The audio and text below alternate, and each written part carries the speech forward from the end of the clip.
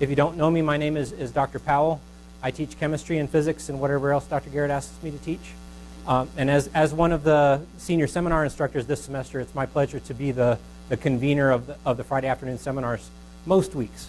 And I apologize for using the microphone. The reason we're doing that is to make the quality of the audio on the video recording better than it has been in the past, in hopes that when those of you who are on traveling teams have to vanish on a Friday, you'll be able to, it came back in. It'll be able to, you'll be able to watch that and actually hear what the speaker's saying. So that's the reason for the added hassle with technology. So sorry and thanks. So that you know what's coming up, every Friday we've got a good slate of speakers with maybe a couple of exceptions. So today we're kicking it off as we historically do with a report from the student technicians from the Ferrum College Water Quality Monitoring Program. Next week we have a special guest from across campus, Dr. Daniels, who is the coordinator of the history program. He has a deep interest in the history of science. And he was telling me about this. I spent almost an hour in his office really enjoying him giving me a sneak preview of his presentation. You don't want to miss next week. It's going to be very good. Dr. Snyder, I haven't heard back with the details of her presentation yet, but I'm looking forward to that too. Our own Dr. Heck will be presenting on September the 21st on her sabbatical work, spending time in Haiti working with solar energy. And I don't want to steal any of her thunder, but she'll wow us with all of that.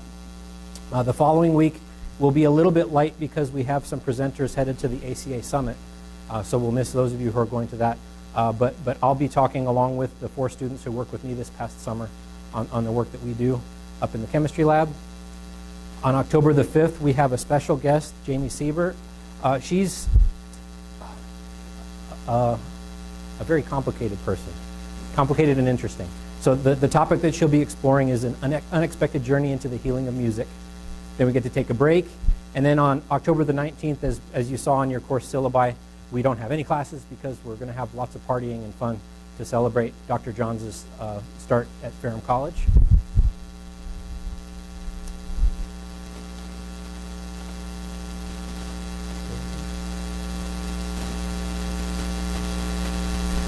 And then later on in the semester, we have, during National Chemistry Week, the Ferrum College Chemistry Club will do the demonstration show and try not to stain the ceiling this year.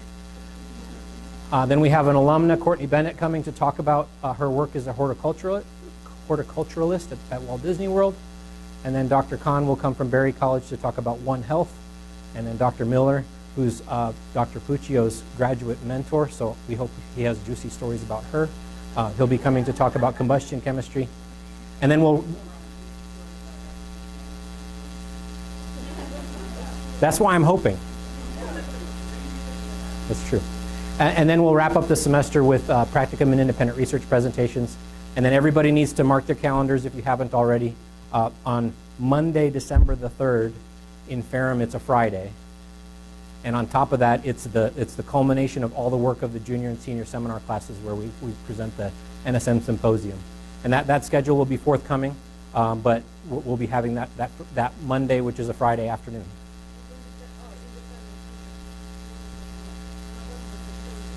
Right, the Friday before that Monday.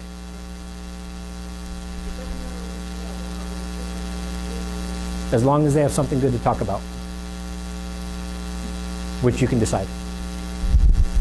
Okay, so before we transition into this afternoon's program, and I'll give some instruction too, are there any announcements from the greater faculty? Dr. Garrett has one.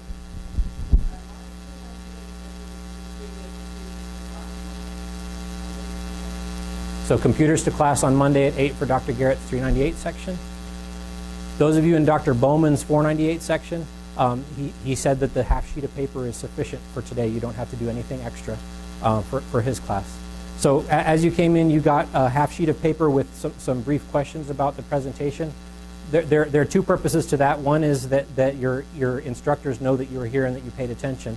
And the other part is so that we can give feedback to the faculty who organized the seminar series. So that we can make sure that this gets better and better every year. And it has most years. So we're looking to increase that streak. And then the colored pieces of paper that were inappropriately written on earlier, those have been labeled with each of the sections where we're using these pieces of paper. And then the bright pink one on the right is kind of the kitchen sink. If your instructor and section is not listed on the first 5 pieces, use the bright pink and we'll figure it out. And then next week we'll have your own piece of paper so that you know where to put things. And everyone will know not to sign those ones. So we'll be just fine. So it's my great pleasure to introduce the person who will be introducing our speakers this afternoon. One of my dear colleagues, Dr. Thomas, has been leading the water quality program for many years. She can tell you how many. And she's going to tell us about the program and about the speakers. So please welcome Dr. Thomas. Oh,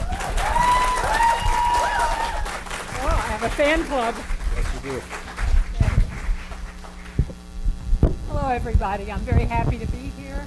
I just want to make a comment. I'd love to hug all of you all, but if you are sick or been around people who are sick, just say hi to me from a distance. My immune system is not what it used to be. And we're going to talk a little more about all the people here. Let me put this closer. I don't use a microphone when I teach, so I guess I can just hold it now. Can you hear me? So I can talk soft. I want to introduce the people involved in the water quality project. I'm going to show you pictures of them later, and they're going to have some very interesting things to say. I hope you like. But what we call the supervisors, all of us are called the water quality crew, but the supervisors include Dr. Heck. What do I need to do? Something? No, okay. Dr. Heck, could you stand up? Sorry, I'm making you stand up. She's our GIS specialist and lots of things in the project. And okay.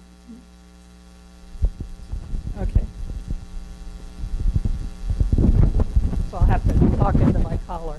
No, just talk. Okay. And this is Dr. Pohlad, the senior scientist and botanist in the program, and Dr. Puccio, who is the chemist, analytical chemist, and has a lot of other roles in the program, and Carol Love, who runs all of us, tells us all what to do when we need to do it, right, Carol? And she's also the lab coordinator for MSM, so you all know that. Dr. Johnson is a senior scientist, been with the project as long as I have, which is 32 years. This program is older than almost everyone else in here except for us faculty. Remember that, whether it helps you or not. And visiting us today, and he's been here a number of times, is Mike Mccord, who is the Smith Mountain Lake Association representative to our program.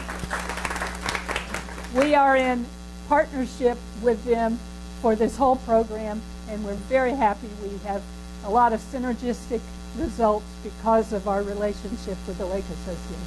So I try not to take up all of their time, so I'll talk faster. There's an older picture of Smith Mountain Lake that Dr. Pohlad took years ago, I think, when he was flying over the lake. It's a lot more developed than it is now, but I want to point out this is the gap in Smith Mountain where the dam is. Many of you have been to Smith Mountain Lake, so a lot of what I'll talk about you may already know, but those of you who haven't, I want to bring you up to speed on that. And ever since the beginning, our goals have been rather basic. And we've added a few to it, like the bacterial populations came in 1995, but the rest of these have been very important, and I want to stress that it's not all science. It's a lot of psychology, sociology, policy work that we do, and involving the citizens and the stakeholders, like Mr. Mccord, is one of our most important goals, not just numbers. And of course, we all want to do that. And I say this many times, Smith Mountain Lake is one of the cleanest lakes east of the Mississippi. Now, if you go down in, I was at an elementary school speaking about it one time, and one little girl came up and said, "My mother tells me Smith Mountain Lake is dirty and I should never swim in it." And so I tried to reassure her that it wasn't. But, you know, if her mother said it, she probably believes her mother more than she believes me. But it really is a very clean lake. And not just because what we have done at Ferrum, but our partnership with the Lake Association. We have grown over the years, and we have a lot of things that we do now, and they're going to explain them in more detail. And every year we seem to add a few more things that we do, and we try to make it all work out. I think we're probably at about our maximum of different projects we do now, but then I might have said that 5 years ago too. Just to let you know a little bit about Smith Mountain Lake and some of the characteristics. A lot of these are initials, and I don't expect you to read all of this, but we've made quite an impact over the years, over 71,000 samples, and that was 2 years ago that I counted that number up. And all of these are initials to different parameters, chemical and biological and physical parameters we measure. And number of students, a lot more than that. I just, volunteers, faculty, staff over the years. And here, I already mentioned some of these individual projects which came, we did them, and then we're not doing them now, but so we do more than just the basic. And we have different involvement levels. I mainly put this up here to show you what Ferrum College does. But we do have volunteers. We are one of the oldest volunteer monitoring programs in the United States. And this shows you 2 different classifications we have of them. And then Ferrum College does all of these, and some of the special projects we do are also included in that. There's our crew. That's what we call us. And you will be introduced to all these people. You've been introduced to some of them. That is Smith Mountain Lake. Because of the color in the photograph, it looks greener than it always is, but it does get green. And by the way, that houseboat is not our boat. Our little boat is this Boston Whaler, which is not a luxury boat, shall I say. But that's the crew. And here are the names of everybody, introduced to everybody, and you will meet these 4 in a few minutes. And there's the crew that worked this summer. Do you recognize where that photograph was taken? Our own Adams Lake, here at Smith Mountain, here at Ferrum College. And here are the presentations, and who's going to do them. I'm not sure what order they're doing them in. I arranged this alphabetically because I wasn't sure. So they will. And I'd like to ask them when they come up if they would reintroduce themselves and tell a little bit about themselves and then go into their presentation, okay? And then I won't stand up each time and say something about you, okay? You don't want me to say any more about you, I don't think, right? Okay, so thank you all for coming. Oh. Yes. Going to put this. Okay.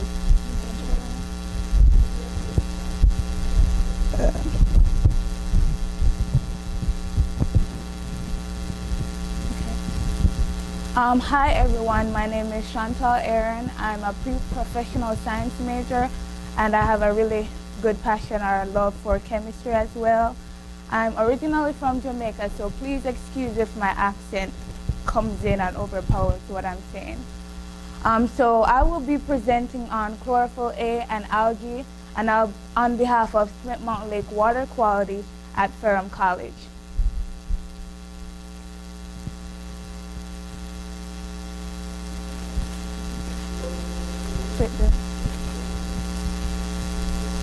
Oh, I got it. It works. That arrow right there. Thank you.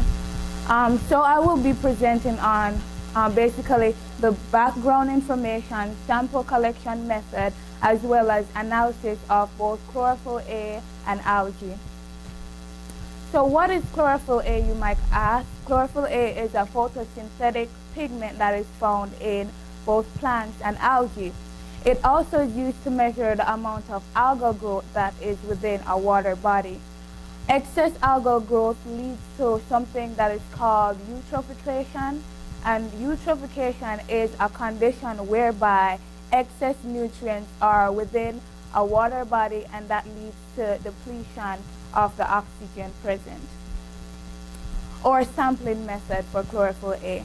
So our samples are collected by our volunteer monitors, and they collect 100 milliliter of water, and they filter it through the filtering apparatus that you can see above, and they basically store the filter within a larger filter paper, and that's stored in a black Ziploc bag. And why do we store it in a Ziploc bag?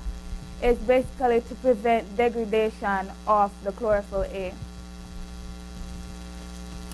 Or preparation and analysis. So sample filters are thawed, they're cut into several pieces, and they're basically put into centrifuge tubes, and 15 milliliter of buffered acetone is used. Buffered acetone is used to extract chlorophyll-A from the filter paper. Next, filter paper are ground, and they're basically chilled in the refrigerator overnight. So on our day of analysis, we basically use the instrument further closest to me. That's our centrifuge, and that basically allows our particles to settle at the bottom.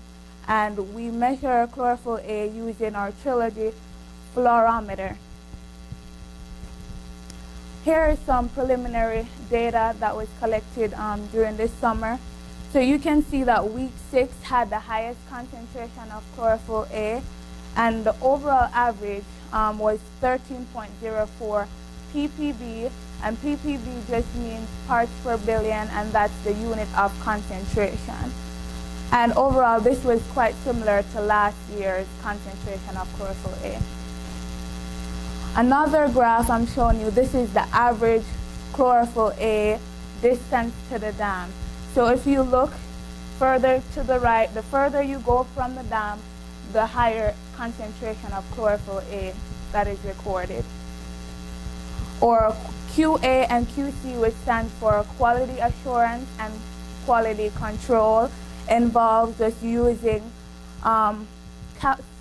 certified standards as well as a method blank, and we use 2 solid standards for every 10% of samples that we measure. Now I'll be discussing algae. So algae is a group of algae are a group of photosynthetic organisms that are found in fresh water. Algae is important to the health of the lake, and that can also lead, if there's excessive algae, that can lead to eutrophication that I mentioned earlier. Blue-green algae specifically is monitored because there are certain species that produce toxin that might be harmful to aquatic life and humans. And if you look at my picture to the side, you see a beautiful pediastrum and a Senidesmus, and these are green algae. Or sample collection method. Here we have a beautiful picture of Dr. Heck and Kyle using our plankton tow. And basically our plankton tow takes 100 milliliter of sample, and we add a 100 milliliter of sample, and we add 1 milliliter of Lugol solution. And Lugol solution basically kills or fixes the algae. So we have 2 different methods that we use in collecting our algae sample. We use the vertical tow method, and the vertical tow method uses a weighted bottle, which is basically takes a depth of 10 meters. And the second method is the horizontal tow method, which we use a non-weighted bottle. Algae analysis. So we use a very special type of slide known as the Cedric rafter cell, and we take 1 millimeter of the sample that was fixed, and we allow it to settle for approximately 10 minutes. And then we count our algae at 200 times 200 magnification We use a special grade in our eyepiece as well, and we only count 50 grids within the cedric rafter. Or QA and QC, quality assurance, quality control for algae involves we use a grid and we only count within the grid, crossing the right and the bottom. And here are some commonly seen algae, and above I have the major classifications of algae. So you see diatoms, green algae, blue-green, and you'll see dinoflagellate on the next slide. So an example of a diatom that was quite common during the summer was Fragilera, and it has a beautiful silicon casing. And beside Fragilera, we have Pediastrum, which is a green alga, and the blue-green that we commonly see is Anabina, and Anabina is not toxic. And here you see the dinoflagellate, which is called Serratium. It looks like, we fondly call it the Eiffel Tower or the chicken foot. So our preliminary data for this summer is that we had a high concentration of green algae, which was 56% of all our samples was green algae, and diatoms, which indicates health of the lake, was 26%, and blue-green was only 18%. But you should note that the blue-green we saw, none were toxic, so that's relatively a good sign. Here is a comparison by site. So I have the headwaters, marinas, non-marinas, and profile sites. And you can see at the profile sites you have a higher concentration of blue-greens, while in headwaters you have a higher concentration of diatoms.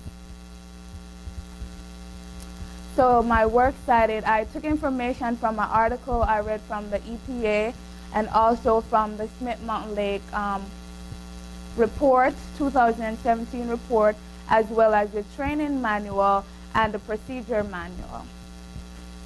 I would like to say a big thank you to my fellow technicians, Taylor, Colin, and Kyle, and my supervisors, Ms. Carol Love, Dr. Thomas, Dr. Pohlad, Dr. Johnson, Dr. Heck, and Dr. Puccio, and the Smith Mountain Lake Association. Thank you, guys.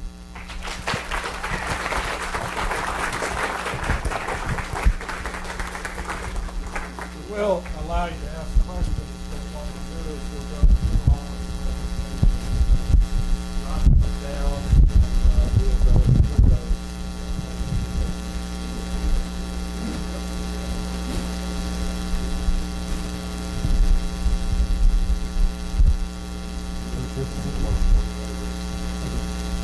Hello, everybody. I'm Colin Ross. I was one of the technicians here at Smith Mountain Lake Water Quality Program this summer. I worked real closely with Dr. Puccio and Taylor Darnell this summer, looking at our total phosphorus and total nitrogen. I will be talking more about our sampling method and the phosphorus data, while Taylor Darnell will be covering our analytical method and procedure. A brief overview of our phosphorus and nitrogen. That's why we sample for it. Where does the phosphorus and nitrogen come from? Our sample collection methods, as well as our preliminary data and work cited. So why do we sample for phosphorus? Well, in Smith Mountain Lake, phosphorus is the limiting nutrient that limits the amount of algal growth as well as other plant growth. So in this situation, due to its abundantness and concentration, phosphorus is the limiting nutrient. It occurs naturally. It's not some man-made, but it can enter the waterways through man-made factors, but it is not a man-made substance. It's an element, and it enters the water in various different ways. And under certain conditions with excess phosphorus, we can have fish kills because it produces excess algae which die, and the death of the algae uses up oxygen. Without the oxygen, fish have nothing to breathe, so we have fish kills. There's also some kind of nasty looking algae blooms, nothing good. And this, I would like to point out, is not a picture from a Smith Mountain Lake. much cleaner than that. Yeah, probably. And why do we sample for nitrogen if it's not the limiting nutrient? Although it's not the limiting nutrient, nitrogen is very, very important nutrient to all plants and animals. It's vital for production of DNA, our muscles, and also for plants, it's the primary molecule used to make the photosynthetic Chlorophyll-A pigment. So both are very, very important nutrients to any cycle in the biosphere. Now I'll talk about where the phosphorus comes from. It's a natural thing. It has natural sources. It comes from the rock and soil through erosion, wildlife waste. But one place I'd like to point out that's very important to phosphorus is that it is not in the atmosphere.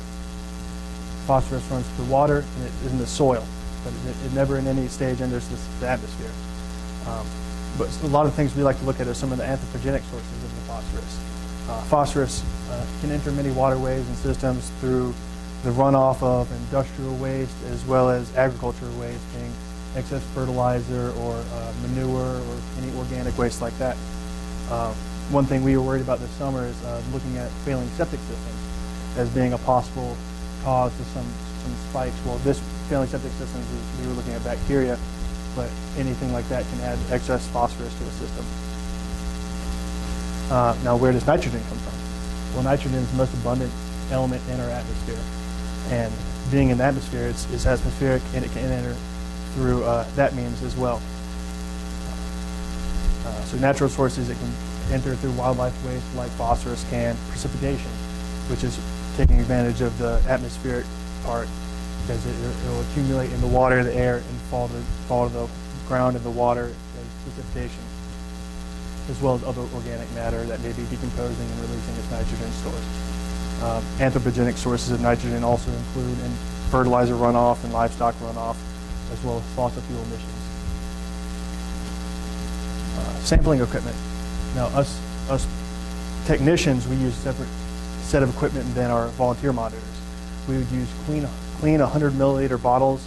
Our Johnson sampling pole, which is a glorified pool cleaning stick that has a bottle mounted to the end of it. Thanks to Dr. Johnson, we now use that as part of our set of equipment. And a very, very elaborate bucket and rope system, which we will throw off of a bridge to pull up our sample water. We'll also carry around a jug of distilled water for rinsing out both the sampling pole and the bucket between each rinses to reduce the contamination between sample sites, and a cooler and ice to maintain that the phosphorus does not degrade.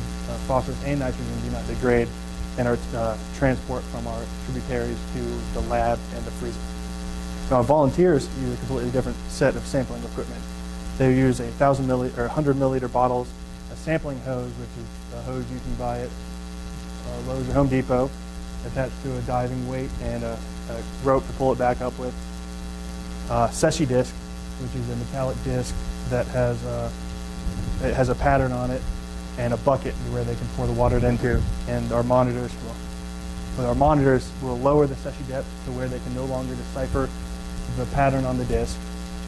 Then they will take the hose and lower it to twice that depth, because you're seeing the light hitting the disc and reflecting back to you. So ultimately, the light that hits the water will go twice that distance, since it's going down to the disc and back to your eyes. So that's a more accurate representation of the full photic zone of the lake. So we will lower to I won't be able to do that. Our monitors will lower the hose to that depth, and then they will they will crimp the hose, pull it up, pour it into a clean bucket, and then they will shake and pour that into the 100 milliliter bottle, place that into a cooler, and then fill in the freezer at the soonest convenience. Technicians, I already went through that. We will go to our tributary, and whether it be close to us, we will use a pole, and if it be a bridge, like we have several sites, we will take our very advanced bucket and rope and throw it off the bridge. Like the monitors, we will put the sample on ice so it will not degrade. We will put that sample in the freezer as soon as we get back to the lab for future analysis. Now we'll get to our preliminary data. This is the total phosphorus for the whole year on our 6-week site pickups. And this is on the lake. This is not the tributaries. So these are the samples that our monitors pick up. And it's all close to around 30 parts per billion, which is a little bit higher than last year. Nothing terrible.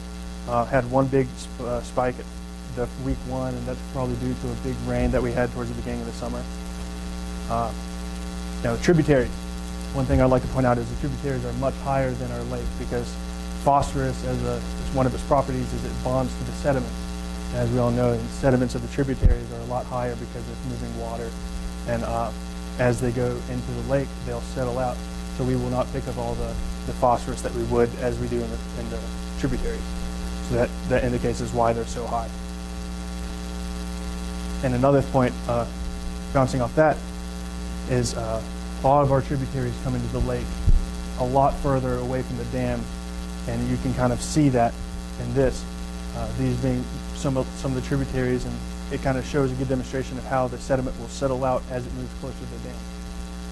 Now these are all not labeled. Some of these could be sample sites on the lake, but as a general idea, this kind of shows the settling of the phosphorus. This is my work cited. I used a lot from a procedure manual and the Smith Mountain Lake Report.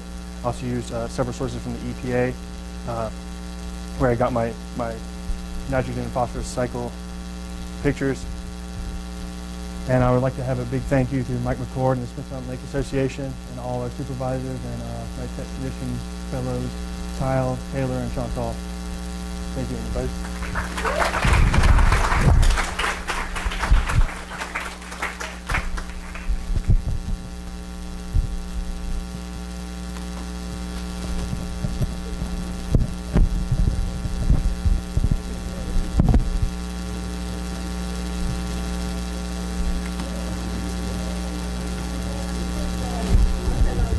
Yeah, you should be able to. Those are some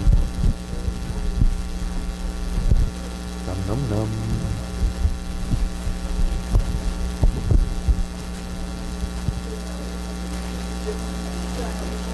It's the MSM final. Right, and it's the nitrogen sheets. The phosphorus sheets. It should be the down one. I think it's that one. Click on it. Yeah, it's those three. Yes. Yes. And then that one.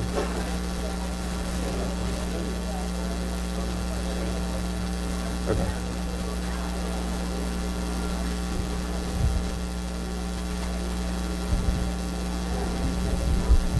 All right. Okay, can everyone hear me?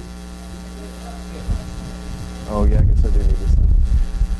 So I'm Taylor. I worked upstairs this summer a lot with nitrogen phosphorus analyses. I know I look a little different than wearing my normal lab coat. So basically, nitrogen isn't the limiting factor. That's already been established, but we still study it. It's very important to being able to determine what's actually going on in the lake. So we do Secchi depth, we do Chlorophyll-A analysis, we do algae counts. Those are not possible without nitrogen and phosphorus, nitrogen especially. So the whole purpose of our analyses are to look at basically where things are coming in from. So we break down our data looking at tributaries versus the lake. We can break it down even further by saying tributaries on the Blackwater River and tributaries on the Roanoke River. We can also break it down and just say this is what's flowing in from the Roanoke, this is what's flowing in from the Blackwater. That's very important later on when we start looking at the combined averages in the lake. And to that effect, you'll see this in the end, our lake numbers are a lot lower. That's because everything settles out as it's being flushed in. Tributaries and the rivers are going to be higher, especially in the headwaters. You'll see this in a little bit too.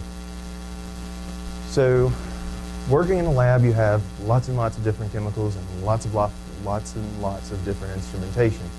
We use one main piece of instrumentation, two. One is our latchet, which you see in the picture right here. It's this guy, kind of finicky, kind of temperamental, but very effective in what we do. The reagent bottles that you see sitting in front of it are what we prepare every week that we do an analysis right before it.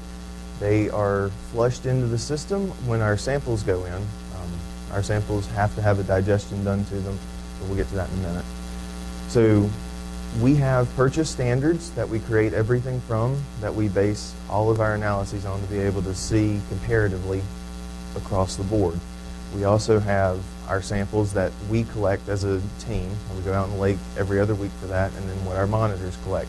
Those samples are processed via an acidic digestion and a basic digestion. That's all done. It's put in the autoclaves, popped back out. We take and put them into our auto sampler, and then they're run through. To that effect, we'll break it down versus how everything is done. So we create standards every week, and where our standards are for nitrogen and phosphorus. They're combined, so they're both in the same flasks, same test tubes, all when they're being processed. We have very specific aliquots that we put in each sample, each vial that we look at, and it's consistent across the board. Everything that we do is consistent. One sample is not processed any different than the other. So our samples, nitrogen, phosphorus. Phosphorus starts out at around 200 parts per billion, and then we trail down to 0 parts per billion. And that gives us a full range, and we get a standard curve that we can compare stuff to. That's how we get our final concentrations. Nitrogen starts out at about 5,000 parts per billion, and then it trails down to 0. We have blanks that are run at the very end for that reason. Helps wash things out. So our methodology. Yes, we're looking at nitrogen. Yes, we're looking at phosphorus. We wash everything at least once a summer. I mean, obviously more. Wash everything with Liquinox in the beginning of the summer to try to alleviate having stray phosphorus in all of our glassware. We wear gloves because phosphorus is in soap. Nitrogen is in the atmosphere. If we can minimize those impacts, it's wonderful. It's great for our data. It has to be clean. If there's any stray things that are in our results, then we technically could throw the data away. It's washed, deionized. Sulfuric acid is our acid of choice when we wash glassware. You'll see a reaction at the very end for that. But it doesn't fume. It's a safer acid to use in that sense that you're not being exposed to hydrogen gas, or it's not being evolved. So the picture on the right that you see is our sample map. That's what happens when we get all of our samples out of the freezer, or when they're brought back to the lab, they're taken out, they're defrosted, and then they're set on this map. It's like playing bingo, I kid you not. So you go through and you pull sample sets and you pull all the bottles and line them out, and then that's how you start pipetting stuff into our sample trays. To that effect, the first 3 samples are a blank, so there's nothing in them. It's just water that's been digested, acidically and basically. The next few, actually the next 10, are our ERAs, which are our standards. So these are purchase standards that we have that are our quality control, quality assurance, QA/QC measures. Those have to be within 10% of the original concentration. So when it comes out of our instrument, we'll get a reading, and let's say it's 57.9 parts per billion for phosphorus. That's what it should be. That's what our stock was. If it's within 10% up or down of that, it's no good. We have to either rerun it or figure out what's the problem is. And then all of these other samples are what we're actually collecting, and from the tributaries and from the lake itself. You get down in here into the very end, and then we have our replicates. We have reps, and then we have spiked reps. Those are just another measure of quality control for us so that we can see if there's something going on in our instrument. We keep our samples for at least a week until we all process data. We have wonderful Monday meeting mornings, and we go through all of our data then. And if everything looks good, we go on to the next week and we can get rid of our samples. So this is the map layout in our instrument, so how it knows where to sample, how it knows and where it knows to sample from.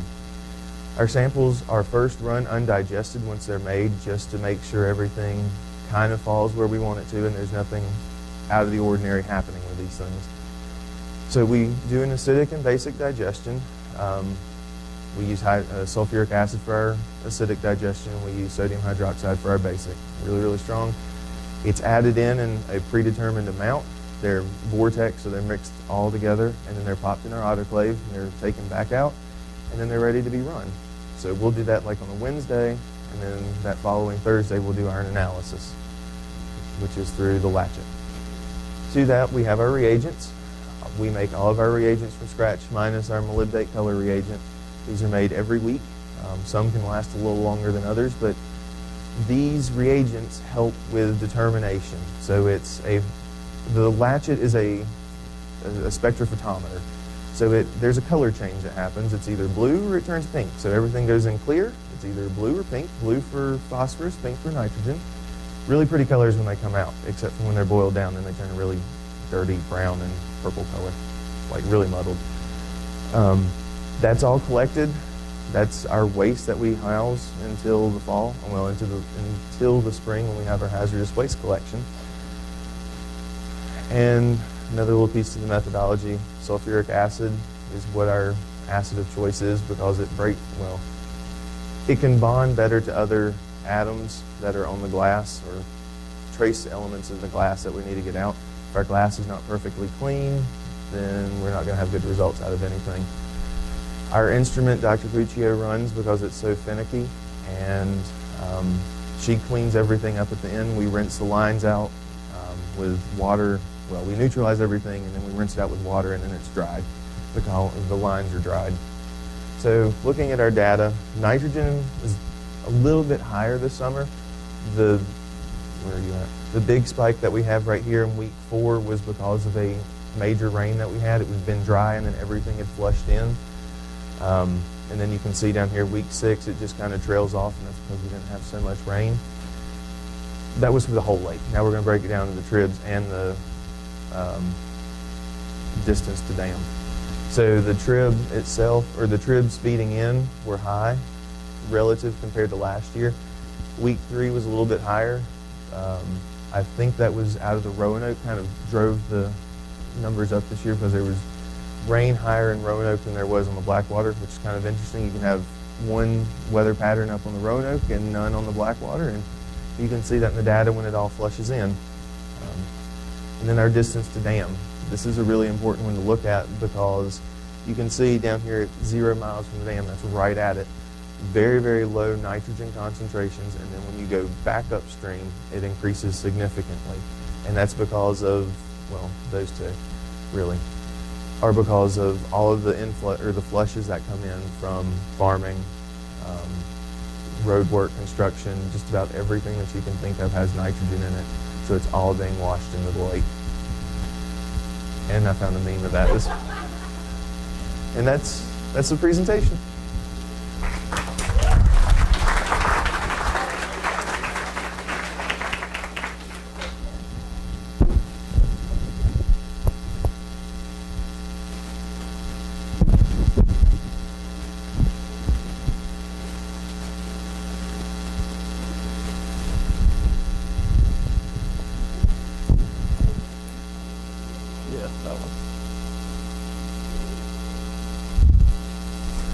So I'm the last one to present. Again, my name is Kyle Haley.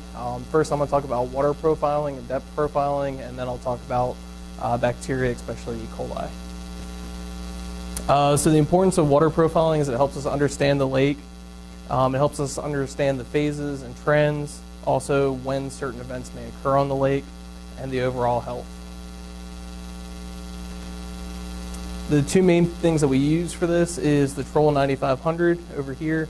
This is the actual profiling instrument with all the sensors and apparatuses on it that connects to the rugged reader, which is basically what stores all of the data and also gives us a visual readout.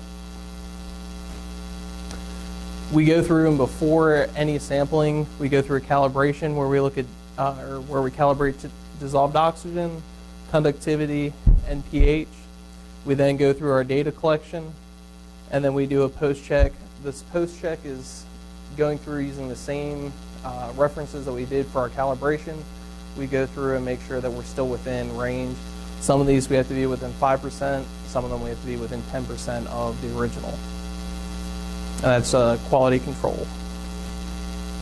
We have 5 sites that we look at, starting at the dam with PM2, and then as you go up the Roanoke, we've got PR11, which is 11 miles from the dam, and then PR19, which is 19 miles from the dam. Same thing with the Blackwater, where we've got 7 miles from the dam and 13 miles from the dam. So the one thing to keep in mind with these graphs is they look weird because at the top, think of that as the surface of the lake. So here you're at 0 feet or 0 meters, and then as the graph goes down, you're going deeper into the lake. This is the temperature cumulatively combined averages for each of the sites over the summer. And so this is where your surface reading is for temperature. Depending on the sites, you're somewhere between 25 and like 27, 28. In this area is where you typically have your thermocline, which is where you have a rapid change in temperature, and then everything kind of stabilizes out as you go deeper in the lake. It also gets colder because you have less sunlight. This is our pH. Again, all these graphs start at the surface and then go down deeper into the lake.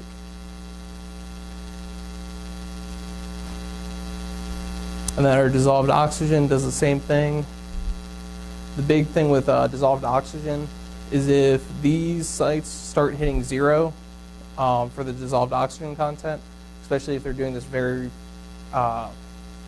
cumulatively over the summer, that could be indicative of dead zones, which basically if you have no oxygen, you're not going to have any life. So there wouldn't be any fish at certain concentrations. If you go below that concentration, you also would lose all invertebrate life. And then our conductivity. This year doesn't look quite as sporadic as it did last year. Last year it looked a little bit more like an octopus. But the one thing we did notice this year that has also occurred in years past is PR19 has this little kick out over here. And that's something that we definitely want to look more into why that happens in the future. And then E. coli. This is a little more interesting. So the big thing with coliforms and E. coli is we look to see what the health of the lake is, because bacteria and coliforms don't necessarily mean that they're bad things. Some of them are beneficial. This also helps us find trends when we do this over time, and helps us, as Dr. Thomas was talking about, helping the public health and things like that if there were violations. The main equipment we use is the IDEX tray and the IDEX quantity tray sealer, and then that's this right here, and then a blacklight viewing box. I'll explain more as to what those do in a moment.